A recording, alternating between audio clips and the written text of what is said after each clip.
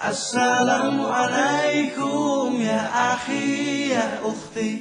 Assalamualaikum ya akhi ya ukhti.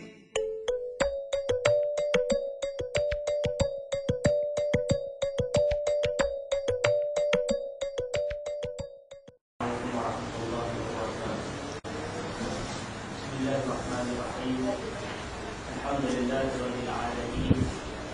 Wal 'aqibatu lil muttaqin. Wa la 'udwana illa 'alal zalimin. Asyhadu an la ilaha illallah wahdahu la syarika lahu wa asyhadu anna sayyidina Muhammadan khatamul anbiya'i wal mursalin wa 'ala alihi wa sahbihi ajma'in. Subhanaka la 'ilma lana illa ma 'allamtana innaka antal 'alimul hakim. Rabbi shrah li sadri wa yassir li amri wahlul 'uqdatam min lisani yafqahu qawli. Amma ba'd. Usikum wa iyaya bittaqwallah. A'udzu billahi minasy syaithanir rajim. Bismillahirrahmanirrahim. Ya ayyuhalladzina amanu kutiba 'alaikumus shiyam kama kutiba 'alal ladzina min qablikum la'allakum tattaqun. Shadaqallahul 'azim. Tuan muslimin dan muslimat yang dirahmati Allah Subhanahu wa taala. Alhamdulillah, kita panjatkan kesyukuran yang setinggi-tingginya kepada Allah Subhanahu wa taala kerana dengan izinannya dapat kita bersama-sama pada malam ini meneruskan qiyam Ramadan. Hari ini kita dah berpuasa hari yang ke-17. Malam ini malam ke-18. Allah doa kepada Allah Subhanahu wa taala agar Allah memberikan kekuatan kepada kita untuk kita meneruskan Ramadan pada tahun ini. Alhamdulillah Allah Subhanahu wa taala, Allah kurniakan Ramadan kepada umatnya, kepada kita khususnya.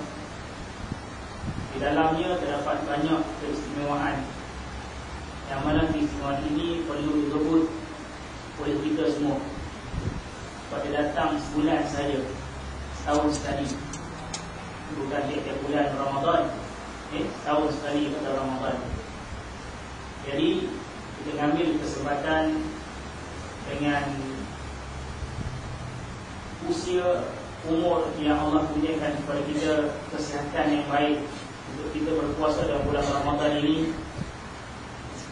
Kita berusaha untuk meningkatkan amal ibadah kita, amal soleh kita sepanjang bulan Ramadan ini, agar ia akan menjadi bekalan kepada kita semua untuk kita bawa bertemu dengan Allah Subhanahu wa taala di hari akhirat nanti. Mungkin dengan sebab Ramadan ini Allah Subhanahu wa taala akan masukkan kita ke dalam syurga-Nya. Allah boleh masukkan kita dalam syurga dengan rahmat-Nya. Tapi Allah menciptakan sebab kepada kita, sebab dan sesuatu, ada sebab musababnya. Mungkin dengan Ramadan ini kita menjadi manusia yang bahagia hidup di dunia dan juga bahagia hidup di hari akhirat. Jadi kita biarkan Ramadan yang Allah anugerahkan kepada kita ini berlalu begitu sahaja tanpa kita dapat sesuatu daripada Ramadan. Amat rugi dan amat malam, satu penyesalan yang besar ketika di hadapan Allah Subhanahu wa taala nanti kita tidak mendapat apa-apa daripada Ramadan. Nabi SAW telah mengaminkan doa Jibril alaihissalam. Antara ini diberi sebut Jibril berdoa, orang yang diberi kesempatan berada dalam bulan Ramadan tetapi dosanya tidak diampunkan oleh Allah Subhanahu wa taala. Maknanya dia tidak mendapat sesuatu pun daripada Ramadan.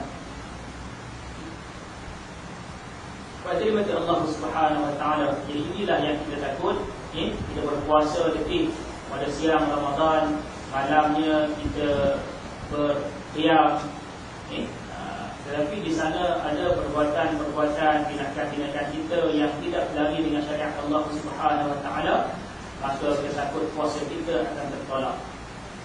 Dan inilah yang akan menyebabkan kita nanti akan menghadapi penyesalan di hari akhirat nanti. Dan terima kasih Allah Subhanahu Wa Taala. Jadi World Cup pun dah habis, kira World Akhirat lah. Kan? Akhir daripada dunia kan, dia kepada akhirat lah. Baik. Manusia dia akan berasa menyesal apabila dia berada di hadapan Allah Subhanahu Wa Taala. Ini disebabkan di atas dunia ni dia tidak isi dengan sebaik-baik bekalan untuk dibawa bertemu dengan Allah Subhanahu Wa Taala. Mana yang Allah gambarkan dalam surah As-Sajdah ayat 12. Cerita tentang orang yang menyesal, menghadapi penyesalan. Dia tidak mengisi hidup di atas dunia ini dengan perkara-perkara yang sepatutnya. Bila mana orang yang berdosa ini di hadapan Allah Subhanahu Wa Taala, dia baru sedar kesilapan dia masih di atas dunia. Yang Allah sebut, walau tara idil mujrimuna nakisu ru'usihim 'inda rabbihim rabbana absarna wa sami'na farji'na na'mal salihan inna muqinun. Surah As-Sajdah ayat 12. Walau tara, ketika mana mereka melihat kengerian dalam neraka yang sangat ngeri itu, mereka tunduk di hadapan Allah Subhanahu Wa Taala, la isuru usihim, tunduk pada mereka, dan orang dosa tunduk pada di hadapan Allah Subhanahu Wa Taala, dan mereka berkata, Rabbana absarna, wahai Tuhan kami dah lihat sekarang, dah nampak dah. Wa sami'na, dan kami dengar dah. Dah tengok dah sendiri, dah dengar dah. Baru tahu inilah kebenarannya. Baru sedar. Dan orang yang berdosa ini minta kepada Allah Subhanahu Wa Taala, farji'na na'mal salihan, minta kepada Allah Subhanahu Wa Taala dikembalikan kita ke atas dunia. Untuk apa? Na'mal salihah, untuk kita beramal salih.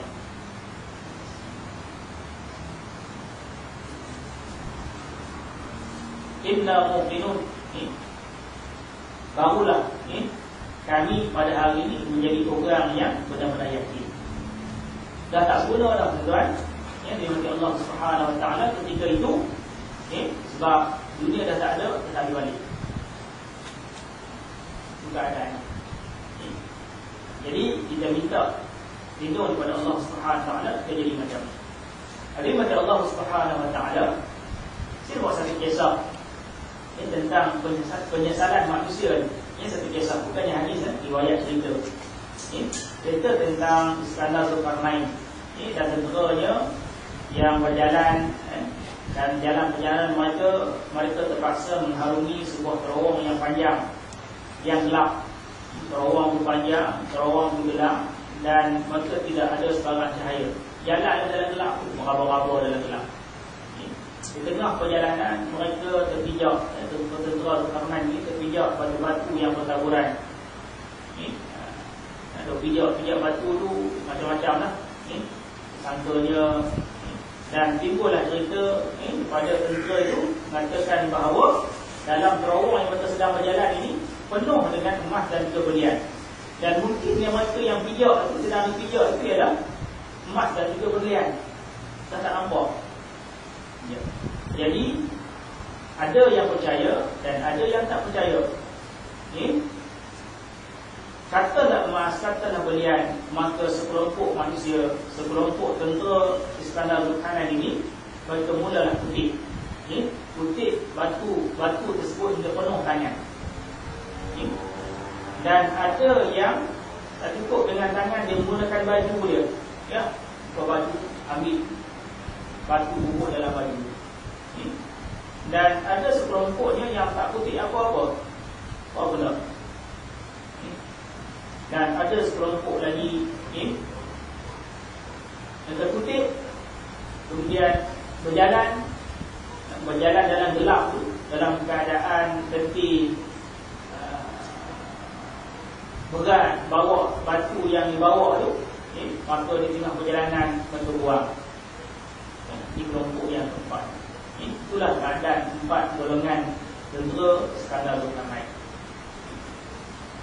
Jadi bila dah sampai, nak sampai di akhir tu, akhir terowong tu, maka pada hujung tu dah mula nampak cahaya kan. Bila dah bercahaya, maka cahaya biru batu tu, dan ternyata lah dalam kesamaran itu maka nampak yang mereka bawa itu, yang bawa je nampak emas dan berlian yang terbawa. Yang bawa dengan tangan, yang bawa dengan baju, yang tak bawa apa-apa.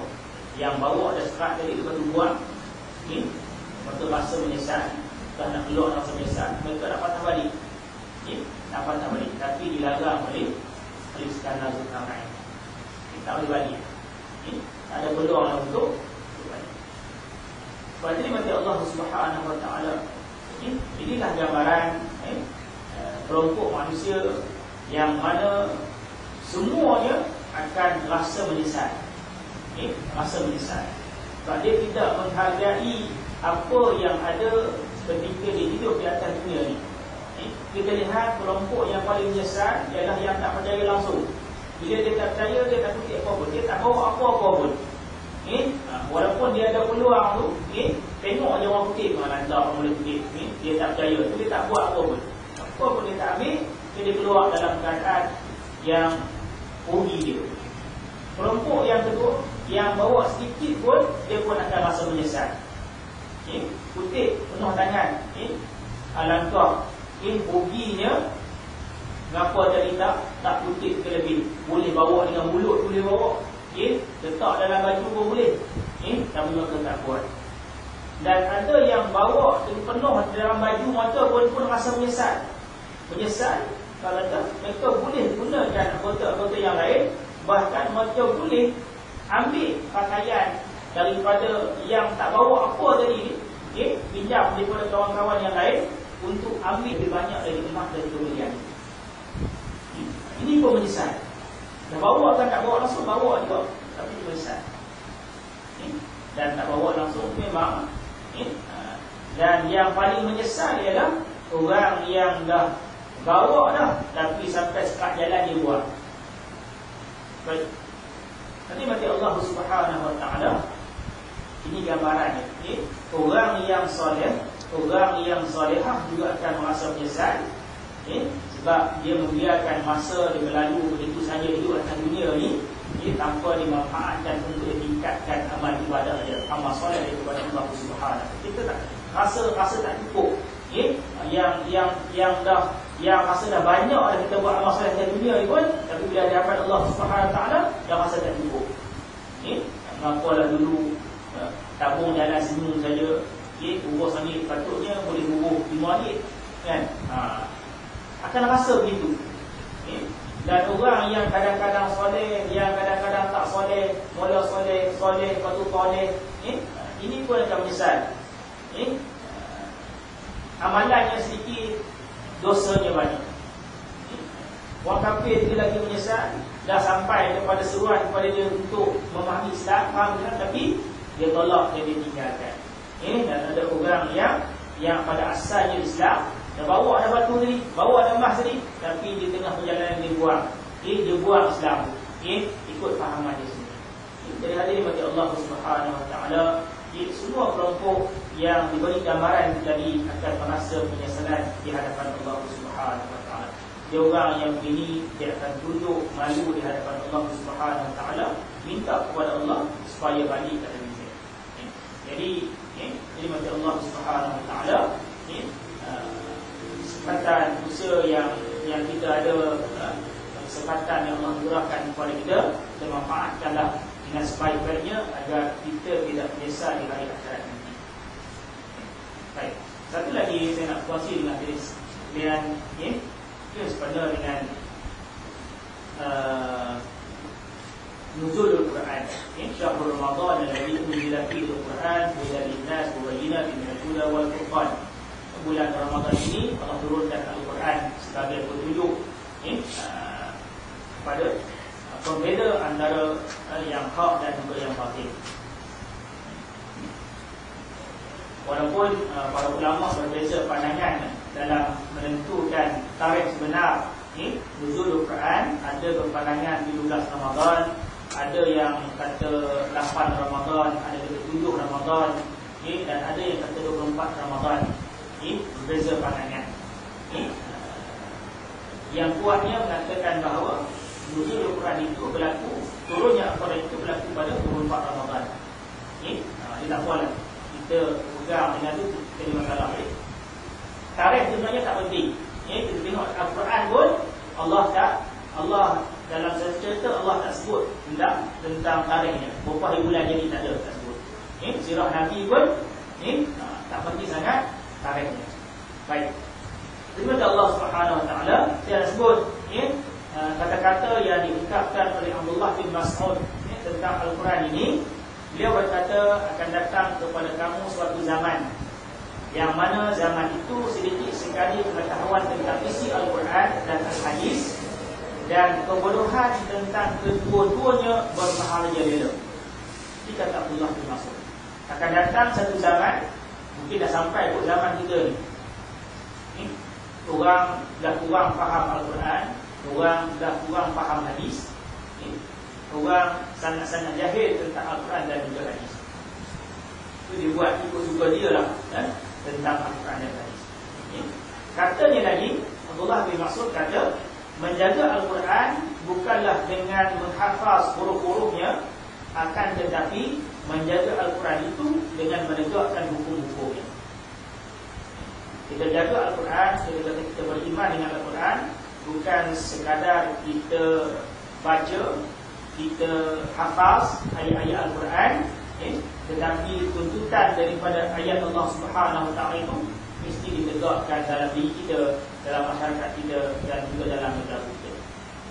Inilah yang akan menyelamatkan kita di hadapan Allah Subhanahu Wa Taala. Tapi macam mana pun Ramadan ini bulan Al-Quran, bacalah Al-Quran. Bukan jadi khatam tuan, bukan jadi khatam. Kalau tak mula lagi, kena mula. Kena mula. Bacalah walaupun sedikit. Sebab Allah kata Syahrul Ramadan alladzi unzila fihi Al-Quran. Bulan Ramadan ini bulan Al-Quran. Jadi tak terpisah Al-Quran dengan Ramadan, Ramadan dengan Al-Quran. Kalau kita puasa saja, kita tak baca Al-Quran, tak lengkap sebenarnya puasa kita. Tak lengkap. Jadi ambillah peluang dalam bulan Ramadan ini, kita baca Al-Quran.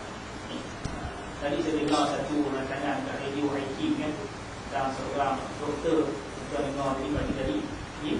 Dia kata cerita dia dengar tadi, kongsi yang tuan. Dia mula hafal Al-Quran, umur dah 20 lebih, tak 30 kata dia. Dia berangkat sekolah daripada kecil sampai besar, tak dekat 20 tahun, Al-Quran ni tak nak baca. Dan dia memang tak suka membaca Quran. Memang tak suka membaca Quran. Disebabkan terpaksa belajar di luar negara, duduk serumah dengan kawan-kawan yang faham tentang Islam, solat berjemaah, dan juga baca Quran, solat berjemaah, baca Quran. Jadi sebabkan duduk dengan kawan-kawan itu, dia pun terpaksa ikut. Dan dia kata dia ni tak mau orang tahu kata dia tak ada baca Quran. Semayang je lah, time baca Quran, baca dengar giliran sampai tanya orang terpaksa baca. Dan bermula daripada itulah timbul kesedaran pada diri dia untuk baca Al-Quran, dan akhirnya dia boleh hafal 30 juzuk Al-Quran. Jadi bukan perkara yang mustahil lah. Kita ni mungkin dah masa tak boleh, tapi kena adalah peningkatan dalam diri kita. Kurang-kurangnya dalam Ramadan ini hafallah beberapa ayat surah pada Al-Quran Al-Karim. Jadi hadirin majlis Allah Subhanahu Wa Taala, buat akhirnya saya sebut bermanfaat dalam masa yang Allah kurniakan kepada kita dalam bulan Ramadan ini. Banyak sangat keistimewaannya Allah anugerahkan kepada kita. Sebab macamlah kata pasar raya, buat sale, kita tak ambil peluang untuk dapatkan jualan murah. Baik itu buat jualan murah, ataupun dia bagi masa 30 minit, masuk, ambil lah mana barang nak ambil. Katalah pintu kan, 30 minit, 30 hari orang kata, ambil. Tapi kita masuk, apa pun kita tak ambil. Balik rumah tanya, abang ambil apa? Tak tahu ambil apa. Dia hari itu kan, rugilah sangat kalau jadi macam tu. Wallahu a'lam.